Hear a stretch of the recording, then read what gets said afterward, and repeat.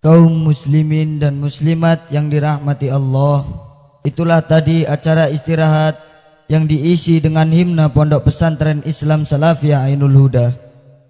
Dan kini tiba saatnya kita ikuti acara inti, yakni Mau'idatul Hasanah sekaligus dengan doa yang akan disampaikan oleh Al-Mukarram Al-Habib Ali bin Faisal Al-Hamid dari Banyuwangi.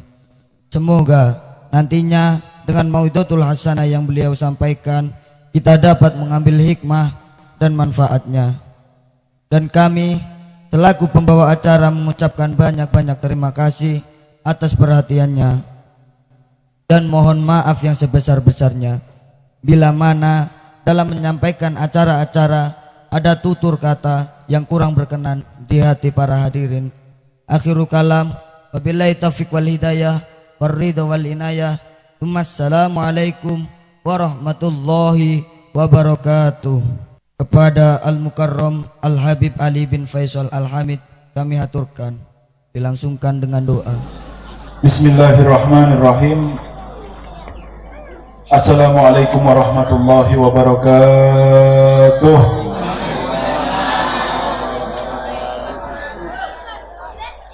Alhamdulillah. Alhamdulillahilladzi faddala al-ulama wa ja'alahu warathatal anbiya. Allahumma salli ala Sayyidina Muhammad qamaril wujud fi hadzal yawm wa fi kulli yawm wa fi yawmil maw'ud sirran wa jahran fid dunya wal ukhra wa ala alihi wa sahbihi wa sallim, amma ba'd. Hadratul kiram, para kiai, para alim, para masyayikh, wabil khusus kepada saudara saya Gus Anas dan seluruh kiai-kiai dari NU cabang Songgon dan hadirin hadirat rahimakumullah. Alhamdulillah yang telah mengumpulkan kita di dalam acara Haflatul Imtihan pada malam hari ini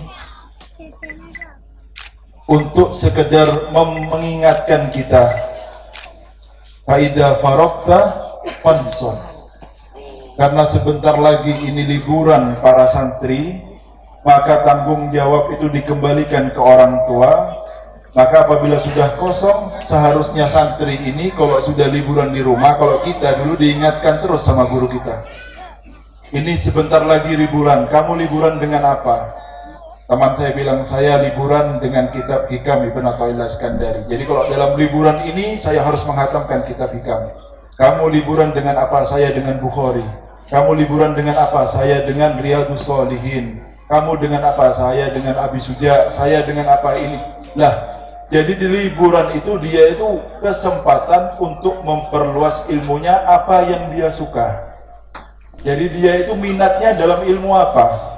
Karena kalau yang dihidangkan di pondok pesantren itu tetap menunya.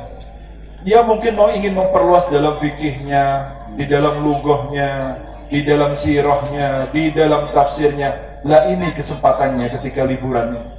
Kita tuh senang liburan bukan untuk libur, tapi karena liburan itu kita bebas belajar pelajaran yang kita senangi, sehingga ada tawassuk di sana, memperluas ilmu. Karena jangan sampai tolaba yang ada di sebuah pondok pesantren itu dia itu hanya bergelar tilmid, bukan murid ataupun tolib.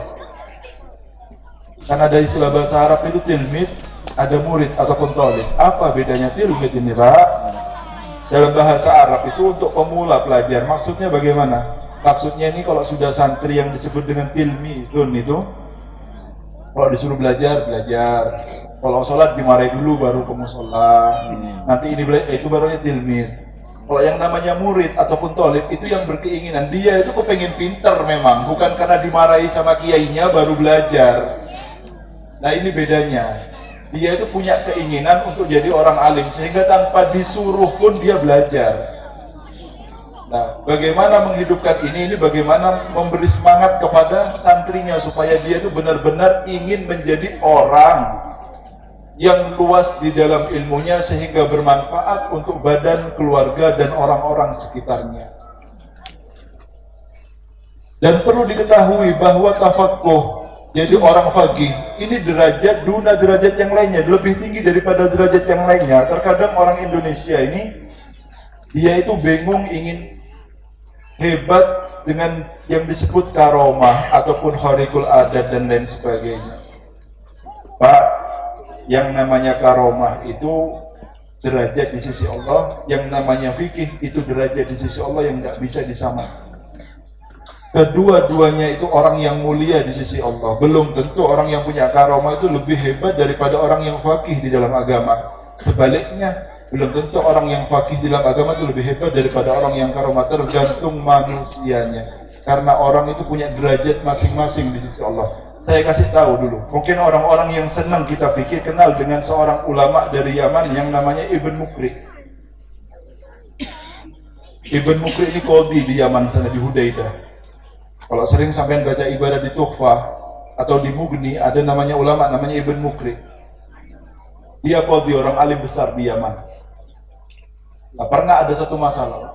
Apa masalahnya? Satu orang soleh, orang wali besar, sapinya dicolong. Ini masalah ini, wali besar dicolong sapinya. Akhirnya apa? Dipegang ini pencurinya. Lah sapi di tangan si pencuri. Sapi di tangan pencuri. Yang namanya orang yang ngaku-ngaku, orang soleh ini harus ada bayinah, keterangan. Apa buktinya kalau ini sapi kamu? Ada nih, ini maling, ini yang punya sapi. Yang punya sapi ini orang alim, Pak. Ini orang faqih, bukan orang wali. Orang punya ilmu syariat. Bingung, Pak ya? Ya apa sampean? Sampean jadi qadhi, yang di qadhi misalkan ke As'ad atau ke Hamid. Berani sampean? Nah, tidak kurang ajar, tidak cangkolan kalau bahasa Maduranya, tidak suladab. Tapi itulah kehebatan syariat ya. Tetap yang namanya qadhi itu harus berhukum dengan adil karena dia bertanggung jawab di hadapan Allah Subhanahu wa taala. Tidak peduli depannya siapa ini. Ini sapi saya. Siapa ini? Kata pencurinya, sapi saya yang megang. Katanya orang yang soleh ini, sapi saya. Diam dia. Buktinya apa? Tidak ada buktinya, Pak. Sudah gini saja, kata orang soleh, sapi ini saya buat ngomong. Biar dia itu bicara pakai bahasa manusia dan dia berkata kalau dia itu sapi saya. Bagaimana? Diem ya. Coba ini. Akhirnya sapi. Kamu ini sapinya siapa? Sapinya Syekh Jabarti. Wah. Sapi ini ngomong, Pak. Sapi iso ngomong, coba bayangkan sampean ya. Sebenarnya Imam Jabarti ini orang mati suruh hidup, Pak. Sampean kalau baca Taubatul Aulia, namanya Imam Syekh Jabarti ini terkenal. Sapinya disuruh ngomong, sapinya siapa kamu ini? Sapinya Syekh Jabarti. Wah. Tersenyum qadhinya nih, Pak. Ibn Mukri tersenyum. Syahadatul baqar la tuqbal. Kesaksian sapi tidak diterima. Tidak ada sapi ini jadi saksi, tidak ada. Walaupun bisa ngomong. Pegel, Pak, orang soleh ini, Pak. Wali ini pegel. Kamu mau bilang ini sapi saya apa enggak? Enggak. Harus ada saksi manusia karena kesaksian sapi tidak diterima. Akhirnya apa? Bilang ya ardi, khudi, bumi, ayo, telan ini orangnya. Hakim. Ditelan, Pak, sama bumi sampai lututnya. Diam ini ya, Ibn Mukri ini. Tidak bergoyang sama sekali hatinya. Ngomong, Imam Jabarti ini, bagaimana? Mau mengakui enggak ini sapi saya? Syahadatul baqar la tuqbal. Kesaksian sapi tidak diterima tetap. Sapi gak bisa jadi saksi gitu. Ya ardi, khudi gitu. Bumi, telan sampai ke perutnya, Pak, ditelan bumi, Pak. Jadi duduk gini ditelan langsung sama bumi. Orang lagi, Pak, macam-macam sama. Akhirnya apa? Bagaimana? Mau ngakuin enggak ini sapi saya? Enggak, kesaksian sapi tetap tidak diterima. Saya mau manusia saksinya, yang adil, yang gak pernah bohong. Ya ardi, budi katanya. Bumi, telan sampai ke lehernya. Akhirnya Ibn Muqrin dibilang apa? Ya Rasulullah, syariatuk. Wahai Kanjeng Nabi, ini syariat sampean. Saya cuma jalankan syariat sampean. Saya tidak ada yang lainnya. Berangkat Pak dari bumi Pak, duduk di tempatnya lagi. Kemuliaan syariat yang dibawa sama Rasul. Jadi jangan sampai yang bingung, kepingin ini kemuliaan orang yang megang syariat ilmu agama ini dan dia berpegang teguh menjalankannya. Ini juga karomah. Orang yang punya kelebihan itu juga karomah. Dan tidak tahu nanti derajatnya tinggi mana, karena orang yang punya ilmu fikih bisa bermanfaat Pak, dia meninggal derajatnya bisa naik terus, sedangkan ini dia setelah meninggal selesai acaranya kalau tidak dibarengi dengan keilmuan. Nah, apabila sempurna, apabila seorang wali dia itu disempurnakan dengan ilmu agamanya. Lah ini sempurna yang seperti ini. Paham ya? Jadi santri-santri ini jangan bingung kepengen curakat, kepengen terbang. Pak, terbang greges sampai nanti. Terus ada pesawat kepengen terbang sampai nanti. Apa kena angin malam-malam terbang sampai gimana terus? Jangan heran-heran sama orang terbang. Burung bisa terbang ya, kepengen kayak burung ya. Tapi manusia sudah lebih mulia dari burung. Kepengen jalan di atas air lah, bambu itu jalan di atas air Pak. Sampean lebih mulia daripada bambu. Kok jadi kepengen seperti bambu sampean ini? Seseorang itu dimuliakan apabila dia mengikuti manusia yang paling mulia, yaitu Nabi Muhammad SAW. Itu asli baru namanya mulia. Akhlaknya bagaimana, ilmunya bagaimana, dia mengikuti sunnah bagaimana. Sudah contoh kita jelas sudah di depan mata ini ya. Sayyidina Abu Bakar, Sayyidina Umar, Sayyidina Utsman, Sayyidina Ali. Ini contoh-contoh yang mulia. Nah ini saya dengar ya. Jadi orang-orang ini sekarang pesantren sedang dalam masa pembangunan. Ya. Jadi orang-orang yang membantu pada zaman pembangunan masjid seperti ini, itu pahalanya berbeda dengan nanti pesantren sudah lengkap fasilitasnya, berbeda Pak. Ayo pesantren masih dalam masa pembangunan ini sampean keluarkan semuanya, sampean meninggal dunia dan pahalanya ngalir terus. Kadang-kadang orang ini buntu cuma terfokus sama yang namanya masjid, padahal membangun pesantren jauh lebih agung daripada masjid Pak. Masjid ini cuma 5 waktu kegiatannya. Kalau pesantren setiap waktu ada majelis ilmunya, pahala majelis ilmu itu besar, dan pesantren juga dibuat untuk sholat 5 waktu. Orang-orang yang berjuang ketika masa pesantren sulit, itu pahalanya berbeda ketika pesantren sudah maju. Sama seperti sahabat muhajirin ketika dia masih sulit di Mekah sama Kanjeng Nabi Muhammad SAW, pahalanya ketika beramal berbeda dengan orang-orang yang sudah di Madinah. Sehingga dahulu Sayyidina Khalid bin Walid radhiyallahu taala anhu warḍah, mungkin ada sesuatu yang kurang baik dilakukan oleh sahabat Sayyidina Abdurrahman bin Auf di mata mereka, bukan di mata kita. Sehingga membicarakan mereka, gimana ini Abdurrahman bin Auf melakukan seperti ini? Dahulu ya, dahulu ini terjadi ketika masih ayat Qamar belum diharamkan. Kalau belum diharamkan berarti masih halal. Setelah ada ayat mengharamkan baru jadi haram. Jadi orang itu minum dulu tidak apa-apa. Ketika datang ayat pengharaman baru diharamkan itu semua. Nah ketika banyak minum itu sampai tidak sadar sehingga keliru-keliru ini bacanya, turun ayat pengharaman setelah itu. Nah ketika tidak sadar diomongkan sama Sayyidina Khalid bin Walid, gimana Abdurrahman bin Auf begini. Terdengar oleh Rasul SAW. Apa katanya? La tasubbu ashabi. Jangan kalian jelek-jelekkan sahabatku. Padahal ini sahabat juga yang ngomongkan. Tapi ini berbeda. Fa wallahi law anfaqtu mithla Uhudin zahaban ma tusawi bisikki tamr min ahadihim, kata Rasulullah SAW. Demi Allah, seandainya kalian bersedekah seperti gunung Uhud itu emas. Pak, gunung Uhud ini besar. Sampai yang pernah umroh tahu gunung Uhud ya. Coba orang sini ini ada enggak yang sedekah emas 1 kilo ya, dapat 1 gunung ya. 1 kilo kasihkan sama Gus sana sini Gus buat bangun sanawiyah ya. Aduh nggak masuk surga semua. Ini katanya Rasulullah bukan 1 kilo, 1 gunung. Seandainya kalian bersedekah 1 gunung, ya, itu tidak sama dengan separuh kurma yang mereka sedekahkan. Kenapa? Mereka soro sama saya. Ketika orang-orang tidak percaya, mereka yang percaya sama saya. Ketika orang tidak mau membantu saya, mereka yang membantu saya. Sehingga kalau sudah enak, sedikit dari amalan mereka itu berbeda dengan banyak amal yang sampai lakukan kepada Rasulullah. Nah, maksud saya seperti ini. Nah, ini sanawiyah masih sulit seperti ini. Yang membantu pada masa-masa sulit seperti ini itu berbeda, Pak, dengan orang nanti kalau sudah sadar, sudah jadi, sudah enak, lain ceritanya. Dan yang namanya kiai itu pasti lebih akan mengenal seseorang yang membantunya ketika masa sulitnya, ketika sudah masa enaknya, berbeda. Kalau sudah masa sulit diingat betul kalau sama kiai. Wah, masih soro dulu saya, dia yang membantu saya. Kalau sudah enak, lain sudah. Ingat, kadang enggak, kadang ingat. Tapi kalau yang masih masa soro diingat terus sama kiai biasanya. Jadi sampean yang pintar, pahalanya lain. Pahalanya lah lain. Dan orang yang mengeluarkan ini apa ya? Ya Allah, kadang-kadang saya ini sampean ini kalau beli rokok 1 hari berapa pak? Hah?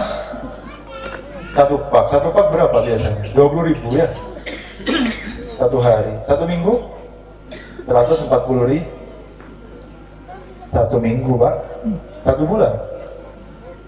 Sampai 2 tahun bisa umroh ya. Sampai berhenti rokok 2 tahun bisa umroh. Dan sampai kalau ada kotak keliling di masjid kira-kira masukkan berapa? Hah? 2.000. Terus terang jujur. Siap dari rumah biar tidak keliru masukkan ya 2.000 dan gak keliru. Kadang-kadang orang ini siapkan sih 2.000, yang 100.000 harus sini buat rokok lain. Karena ngantuk salah ngambil. Dimasukkan yang 100.000 sambil ngantuk-ngantuk ya. Ya Allah, sampai rumahnya getun Pak. Ya Allah, saya salah masukkan tadi. Karena apa? Sudah siap 2.000-nya di sini. Buat rokok 1 minggu 140.000. Untuk masjid 1 bulan kalau 2.000 kali 4 berarti 8.000. Oh, itulah sampean semuanya. Padahal Pak, ciri-ciri orang yang kuat imannya itu yang paling gemar sedekahnya. Jadi tidak bisa dinilai orang itu hebat ataupun tidak keimanannya bukan dengan banyaknya sholatnya, wiritannya, semua bisa orang wiritan ini. Tapi kalau tahu orang yang imannya kuat, itu yang gemar sedekahnya. Loh, kok bisa ngomong begitu Habib? Ayo kita buktikan sekarang, ayo. Sehingga orang-orang yang meninggal dunia itu kalau dia dihidupkan, apa dawuhnya Gusti Allah dalam Al-Quran? Lana soddaqon. Apa yang akan mereka kerjakan? Sholat, puasa, zikir? Tidak. Kalau Allah menghidupkan kami sebentar saja, kami akan bersedekah kan? Biar tahu fadilahnya sedekah. Ya, sehingga Rasul SAW ketika dia itu menyebutkan ittaqun nar walau bisikit tamroh. Takutlah kamu dengan api neraka walaupun bersedekah dengan separuh kurma. Kenapa kok bukan zikir, bukan sholat, bukan Allah? Karena tameng yang paling kuat yang bisa mencegah kita masuk ke dalam neraka itu sedekah.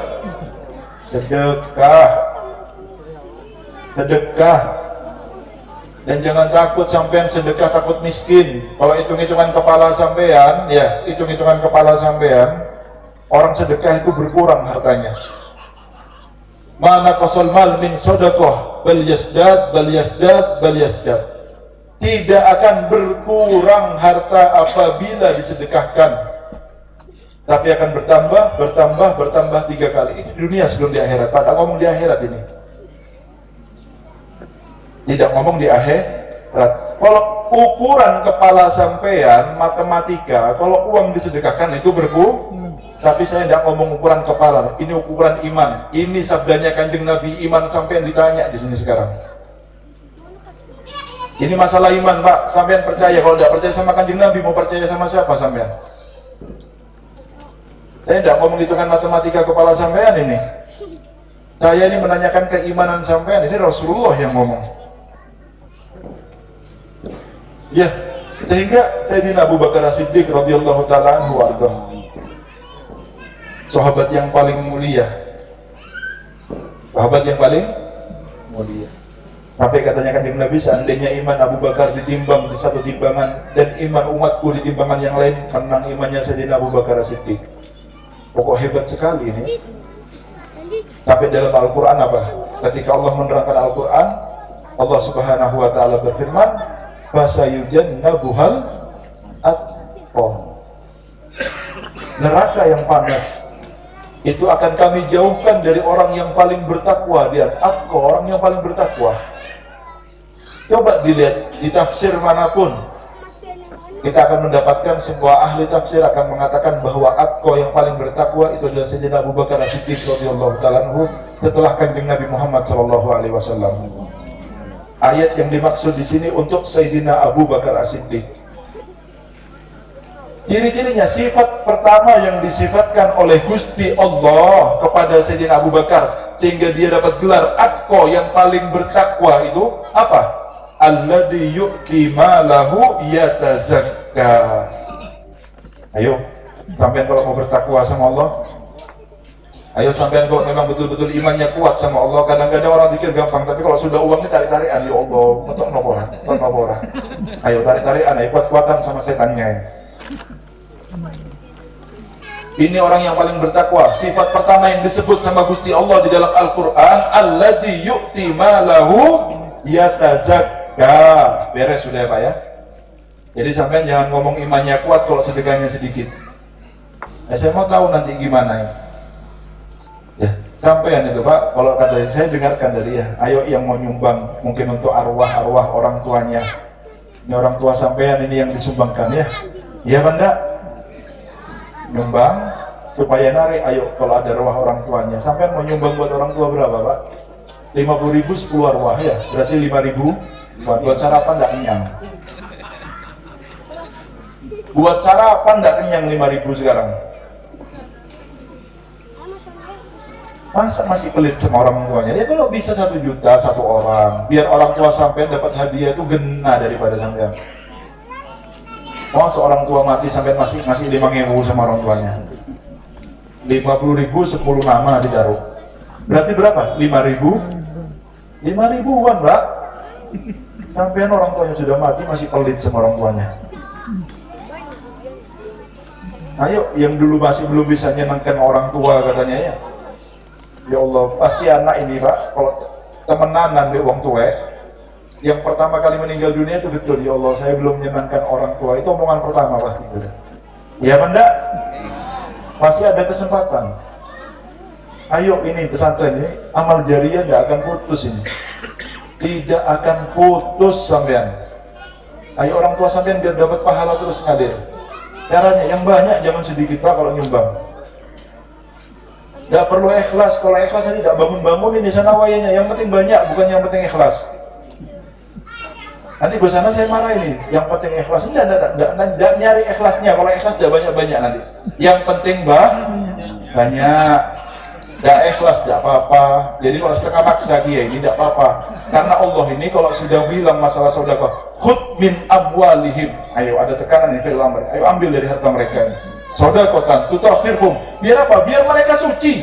Karena kalau tidak diambil sedekahnya ini, walaupun ada yang mengartikan itu zakat di dalam ahli tafsir, ya, tetapi kalau mereka kalau tidak diambil hartanya kotor nanti mereka ini. Akhirnya apa? Uangnya keluar untuk penyakit, untuk ini, untuk apa dan lain sebagainya. Harus keluar uang itu. Daripada sampean keduluan penyakit, mau tidak mau sampean keluar, lebih baik buat madrasah.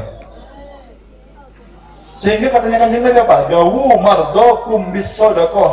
Ayo, kalau sampean ada yang sakit, daripada ngasih ke dokter dan lain sebagainya, habis jutaan, beli beras sampean kasihkan sama orang miskin. Ayo obati sakit kalian dengan sedekah, kata Kanjeng Nabi Muhammad SAW. Obat Pak, karena orang pelit ini penyakit di hati ini. Fattakhadallahu waliyan bakhilan. Allah tidak pernah jadikan orang wali itu bakhil, tidak ada. Jadi sampean kalau mata orang helap, terus ngerti sama duit, tidak helap berarti Pak, bohong. Lap mah helap yang ada ya. Jadi kalau orang helap sungguhan ini tidak ngerti sama dunia. Jadi kalau sampai orang gayanya aneh, katanya orang wali, dilihat dulu, ngerti uang apa enggak? Kalau ngerti uang berarti bukan wali masih Pak. Kalau masih senang sama uang berarti bukan wali. Tidak helap sungguhan berarti dia itu. Kalau dia gayanya helap ya, banyak kan orang sekarang helap aneh-aneh. Ya saya tahu orang helap bagi bagian uang dilempar-lempar, saya tahu ya helap itu berarti gak mau sama uang sama sekali, helap sungguhan. Tapi kalau masih ngantong, dihitung uangnya ditaruh, tidak helap berarti Pak.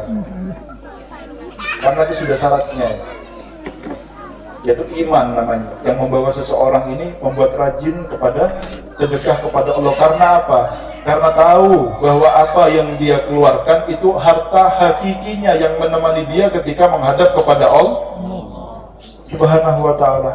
Tetapi apa yang dia simpan itu belum tentu punya dia, belum tentu punya dia. Ya, jadi sampean punya sifat dermawan yang sangat luar biasa. Kan apa, yakin bahwa apa yang sampean keluarkan akan diganti sama Gusti Allah di dunia. Sebelum di akhirat, akhirat ada pahalanya lain lagi. Di dunia akan diberikan keberkahan harta sampean semuanya. Sudah, itu janjinya, sudah janjinya Gusti Allah. Ya, janjinya Kanjeng Nabi Muhammad SAW tidak akan keliru Pak, tidak akan kemana-mana.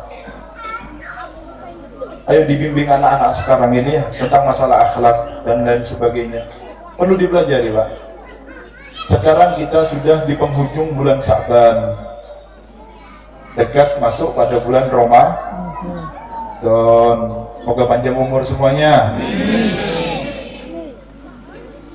Ramadan ini Pak, hujannya Allah ini deras. Hujan apa? Bukan hujan air maksud saya, hujan rahmat. Hujan roh yang menampung rahmat ini apa Pak? Hati Pak. Kalau ada hujan deras sekarang ini Pak, yang kehujanan siapa ini? Yang tidak ada atapnya ini ya, tidak ada teropnya, kehujan. Nah, tapi kita yang di bawah terop seperti ini, hujan apa enggak? Kena hujan apa enggak? Tidak kena, karena ada atapnya ini ya. Ya begitu perumpamaannya. Jadi orang-orang yang dia benar-benar mempersiapkan masuknya bulan suci Ramadan, maka dia akan perhatian sama hatinya. Maksudnya Habib, kalau masih ada hijab di atasnya, ada penutup seperti ini, maka tidak akan kena rahmatnya Allah Subhanahu wa ta'ala. Kan ada hadis yang man fariha biduhuli Ramadan haramallahu jasadahu 'alan niran. Barang siapa orang yang berbahagia dengan masuknya bulan suci Ramadan, maka Allah mengharamkan baginya masuk ke dalam api neraka. Bahagia bagaimana Beb? Ya Allah yang jadi saksi kita bahagia apa enggak? Kita siap-siap apa enggak untuk menyambut datangnya bulan Ramadan ini? Menyambutnya bagaimana? Dilihat hatinya Pak, yang menampung rahmatnya Allah ini. Ada hijabnya apa enggak? Kalau masih ada hijabnya Pak, kayak air ini ya, ada tutupnya aku ya. Kalau saya siram air, airnya masuk apa enggak? Tidak masuk, walaupun ini kosong. Tidak masuk Pak, ada tutupnya. Coba dibuka tutupnya, dikasih air, masuk apa enggak? Masuk. Makanya perhatian sama hatinya, ada sifat apa? Sifat jelek apa dalam hatinya itu? Sifat sombong, takabur, riya, sum'ah, hasad. Itu seharusnya sudah kita habiskan sebelum masuk bulan Ramadan. Supaya apa? Ramadan hujan rahmat turun dan hati kita siap untuk menampungnya. Paham ya Pak ya? Itu tanda-tanda orang yang berbahagia dengan datangnya bulan suci Ramadan. Apa Beb? Ya seperti Allah yang menjadi saksinya. Siapkan. Seperti kita kedatangan tamu mulia, kita siap-siap tentunya. Hidangannya apa ini? Begitupun orang yang berbahagia dengan datangnya bulan Ramadan, dia akan mempersiapkan hatinya. Karena Allah butuh sama hati, tidak butuh sama badan sampean Pak. Ibadah bolak-balik tapi masih pegel sama tetangganya. Apa ini? Ibadahnya baca Qur'annya 30 juz tapi putus tali silaturahmi sama keluarganya. Seteru, apa namanya? Suker ya. Suker sama saudaranya, sama dulurnya. Orang yang dia mutus tali silaturahmi sama keluarganya tidak akan masuk surga walaupun ibadahnya seperti malaikat. Tidak peduli dia kiai, tidak perlu dia orang alim, orang faqih, orang ahli ibadah seperti malaikat. Kalau dia mutus tali silaturahmi sama keluarganya, masuk neraka. Qati' rahim ini katanya dalam hadis yang lain, mal'un walau mata fi wasatil Ka'bah, terlaknat walaupun meninggalnya di tengah Ka'bah sana. Sampai haji pakai baju ihram, meninggal di tengah Ka'bah itu, dalam ibadah, sholat, sujud, kalau dia masih mutus tali silaturahmi, terlaknat sama Allah. Makanya hati-hati sampean ya. Ayo diperbaiki hubungannya. Punya salah apa, punya pegel apa sama orang. Orang ini seharusnya Pak, kalau saudaranya senang, senang juga. Kalau kita kan enggak. Kalau saudara senang, geres Pak. Apalagi saingan toko sebelah ini, sama-sama tokonya, sama-sama jualan beras. Waduh, delok tonggo ini rame. Wah, sakit kepala sudah ya. Dapat 1 bulan beli sepeda motor, sakit panas, ya Allah. Dapat 1 tahun beli mobil tetangganya. Istrinya sudah masih opo mas tonggo wis tuku mobil. Opname Pak.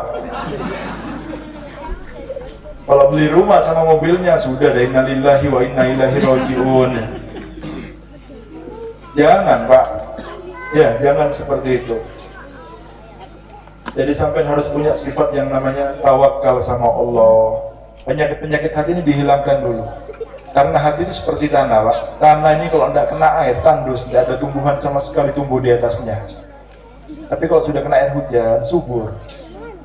Jadi hatinya orang itu kering, omongannya tidak ada yang bagus, ibadahnya tidak pernah khusyuk. Ya ibadah tapi tidak pernah khusyuk. Buat apa Pak? Sampai kadang-kadang sampai putih rambutnya tidak tahu rasanya nikmat dalam sholatnya. Karena apa? Tidak perhatian sama hatinya. Kering Pak, tandus hatinya. Tidak kena hujan rahmatnya Allah. Dengarkan ceramah seperti apa? Ya tidak kayak dengarkan ceramah. Hidup di Ramadan dia tidak berubah akhlaknya. Tidak ada perhatian sama hatinya sama sekali. Makanya hati-hati sampean. Karena orang yang hidup di Ramadan dan dia tidak berubah kehidupannya, ba'adahullah, dijauhkan dari rahmatnya Allah Subhanahu wa taala. Yang berdoa Jibril yang mengamini Nabi Muhammad SAW. Wih, ini yang ngamini siapa? Kanjeng Nabi Pak. Yang doa siapa? Malaikat Jibril. Tidak mungkin keliru sudah. Jadi kalau sampean hidup di Ramadan tidak berubah hidupnya, nanti hati-hati sampean. Calon-calon neraka sudah itu sudah. Ayo ini Ramadan ini mau masuk sudah, tinggal beberapa hari, introspeksi coba. Tinggalkan coba tafakur sama Allah Subhanahu wa taala. Sampai itu yang punya sifat sabar, jangan gampang pegel jadi orang. Diomongin sedikit ngamuk, pegel, ya Allah. Semua manusia ini dirasani Pak, walaupun sampean sebagus apapun tidak akan lepas dari fitnahnya orang. Kok jadi sampean Pak siapa, keturunan siapa? Rasulullah itu dirasani, dibilang tukang sihir, dibilang apa, dilempar taek. Lah sampean belum sampai dilempar taek kok pegel, masih itu apa? Iya kan enggak? Kanjeng Nabi dilempar kotoran unta, dibilang tukang sihir, dibilang omongannya pendusta dan lain sebagainya. Lah kok gitu Pak? Gusti Allah dibilang punya anak Pak, sama orang-orang masih dirasani, Gusti Allah dirasani. Sampean mau tidak dirasani orang, kok dirasani rasanya kok pengen dibacok langsung, pegel. Apa ini? Yang punya sifat sabar, hiasi ya. Jadi khairu ma tatlubuhu minhu ma huwa talibuhu lak. Sebaik-baik sampean minta sama Gusti Allah apa? Kalau sampean doa ini minta apa Pak? Katanya Sohibul Hikam Ibn Athaillah, sebaik-baik kalau sampean minta sama Allah, mintalah apa yang Allah kepinginkan ada pada diri sampean. Kalau minta sama Gusti Allah, minta supaya Allah menghiasi hati kita dengan apa yang diinginkan oleh Allah. Oh, contohnya Beb, contohnya Allah kepingin kita jadi orang yang sabar. Berdoa, ya Allah jadikan saya orang yang sabar. Allah kepingin kita jadi orang yang tawakal. Ya Allah jadikan saya orang yang tawakal. Gitu loh Pak, itu sebaik-baiknya doa yang kita panjatkan kepada Gusti Allah, supaya kita ini sempurna pengabdiannya kepada Gusti Allah Pak. Sampai cuma diminta dunia tak bendina supaya rame tubuh neto, itu tak yang diminta, ada yang lain. Jangan Pak. Ya jadi kalau rezeki ini Pak, sampean betul ibadahnya, cara kerjanya betul, dilancarkan sendiri Pak. Cuma sampean ini kan sholatnya kadang-kadang ketinggalan subuhnya, duhanya tidak pernah dikerjakan. Ya Pak enggak? Ya. Ya. Subuh ke bapak sesok ono meneh Beb. Ya guyu sampean Pak, temenanan ini. Nah, kan? Ya, sampai katanya Gusti, wa'mur ahlaka bis-shalah wastabir 'alaiha la nas'aluka rizqa nahnu narzuquk wal aqibatu littaqwa. Ayo kuat-kuatan. Siapa yang sampean percaya? Sampean percaya sama bos-bos sampean apa sama Gusti Allah? Apa dawuhnya Gusti Allah? Ya, wa'mur ahlaka bisalah. Ayo perintahkan keluarga kamu, istri dan anak-anak kamu untuk apa? Untuk sholat.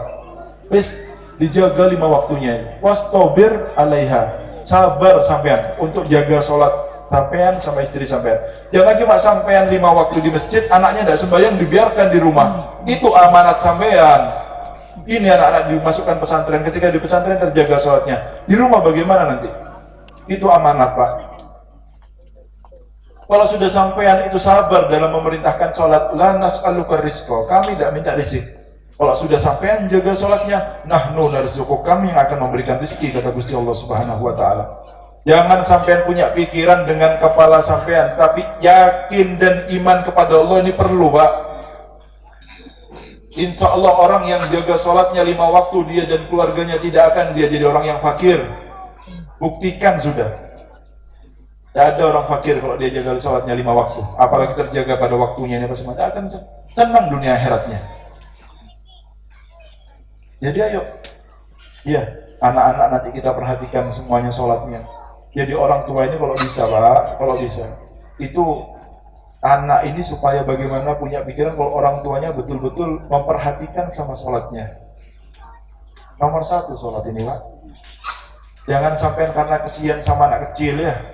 Muru auladakum bisalah wahum abna sab'a sinin wadribuhum 'alaiha wahum abna 10 sinin.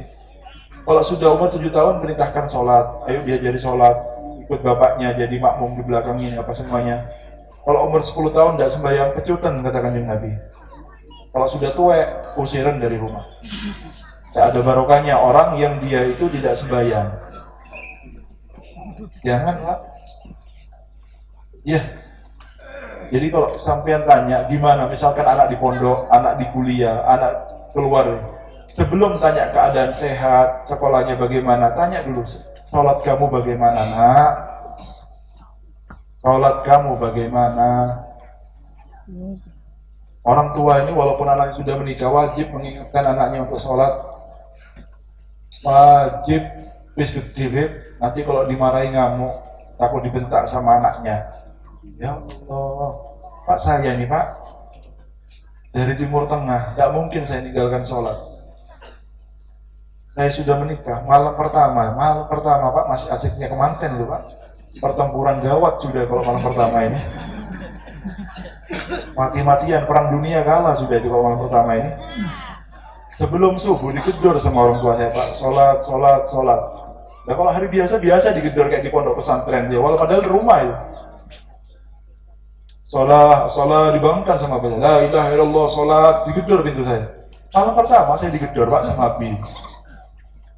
Saya Pak, saya sudah menikah. Udah usia berapa saya nikah? Saya sudah telat nikah, masih dibanguni lagi subuhnya. Nah itu bukan apa-apa, saya bercerita ini bukan apa-apa. Supaya sampean tahu, orang tua yang betul itu, walaupun anaknya sudah tua seperti apapun, jangan bosan-bosan mengingatkan untuk sholat. Walaupun anaknya sudah hafal Quran, hafal ini semuanya. Mari saya belajar Pak, Quran Pak, mari selesai hatam, sudah hafal, sudah mari. Masih digedor Pak sebelum subuh saya. Sholat. Paham orang tua yang sesungguhnya seperti ini Pak. Ini baru namanya orang tua. Dahulu guru saya bercerita ya, Habib Abdul Qadir bin Ahmad As-Segaf. Walid perhatian sekali sama waktunya, tidak ada waktunya yang sampai terbuang sia-sia, tetapi perhatian sama saya lebih besar. Sampai beliau cerita apa? Jadi abahnya ini, anaknya bercerita apa? Dulu saya waktu bisa ngomong, masih di bayi, tidak bisa ngomong.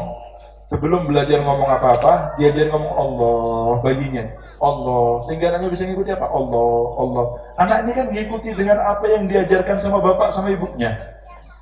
Apa? Allah. Jadi bayi pertama bisa nyebut apa? Allah. Setahun setengah, Pak. Setahun baru bisa ngomong gitu. Lucu-lucunya, kalau sudah tengah malam dibangunkan, biarkan nangis, sesuai ditalkin Allah, dibiarkan tidur lagi. Udah, hadza hadzuka min qiyamil lail, ini bagian kamu qiyamul lail, walaupun cuma Allah 3 kali, biarkan tidur lagi bayinya. Mulai dari bayi sudah qiyamul lail. Hebat Pak anaknya. Orang tuanya seperti ini didiknya. Nah sekarang orang tuanya bangkong semua satu rumah. Mau jadi apa anaknya nanti? Karena terus terang saja Pak, sejahat-jahatnya orang tua ini sudah bilang, bajingan sudah bilang, tapi dalam hatinya pasti kepingin punya anak yang soleh sama soleh. Tidak ada orang tuanya bajingan, anaknya saya didik jadi bajingan juga. Oh tidak ada Pak. Kumpul semua bajingan manapun saya, masih dalam hatinya kepingin berubah anaknya. Jangan sampai anak saya jadi seperti saya. Pasti seperti itu. Kalau enggak bukan manusia berarti dia. Iya. Makanya sampean itu kalau kepingin punya anak yang soleh sama soleha, wa'mur ahlaka bis shalah wastabir 'alaiha. Ayo sholatnya itu nomor satu. Nanti kalau sudah sholatnya betul, tanha anil fahsya'i wal munkar. Jadi kalau sampean itu sholat masih bisa berbuat hal-hal yang mungkar, sholatnya masih tidak betul namanya. Tapi kalau sudah sholatnya betul, secara otomatis sampean tidak akan berbuat hal-hal yang mungkar. Sholat yang mencegah kita nanti. Jadi banyaknya maksiat, ini zina, ini narkoba, ini apa? Ya karena sholat ini tidak dijaga. Karena kalau sholat sudah dijaga, tidak mungkin anak itu berbuat macam-macam.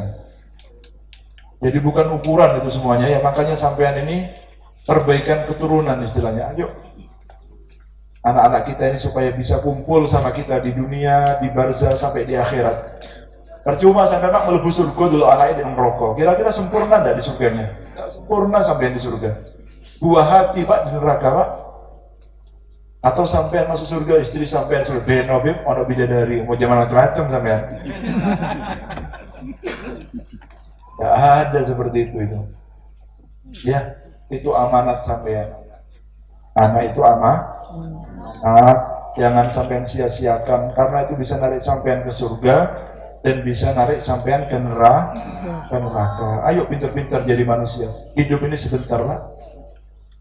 Jangan sampean terlalu banyak berhayal, kepingin hidup lama-lama. Orang-orang yang soleh itu nangis Pak setiap hari, takut besoknya meninggal, tidak berharap besok bisa hidup. Sehingga Pak, mereka dalam tangisannya Pak, ya Allah, seandainya kamu ambil hambamu ini kapan saja saya siap. Yang penting saya titip anak-anak saya, jadikan dia itu orang-orang yang baik. Itu Pak. Kalau kita kan tidak hayal kepingin hidup panjang, ngumpulkan dunia, terus tidak mari-mari. Beda sama keinginannya sama orang soleh. Tiap hari, ya Allah, umurnya saya ini ada di tangan panjenengan. Saya tidak tahu kapan saya diambil sama sampean. Tapi kapanpun saya diambil, saya titip anak-anak saya, ya Allah. Tiap malamnya nangis tidak seperti ini kalau orang soleh itu Pak. Tidak tahu kita ini diambil. Saya ini keluarga nih Pak, ada yang jam 2 malam telepon-teleponan sama paman saya, janjian mau ke Lumajang paginya, setengah 4 meninggal dunia. Tidak ada apa-apa Pak. Umurnya orang siapa yang tahu? Doanya balik lana fi Rajab wa Sa'ban, telepon-teleponan tidak sampai Ramadan sudah. Sehat, tidak ada apa-apa. Paginya ngomong main ke rumah, malam jam 2 malam masih telepon. Besok janjian mau ke Lumajang, setengah 4 dapat kabar meninggal dunia, 1 jam setengah cuma. Sakit apa coba?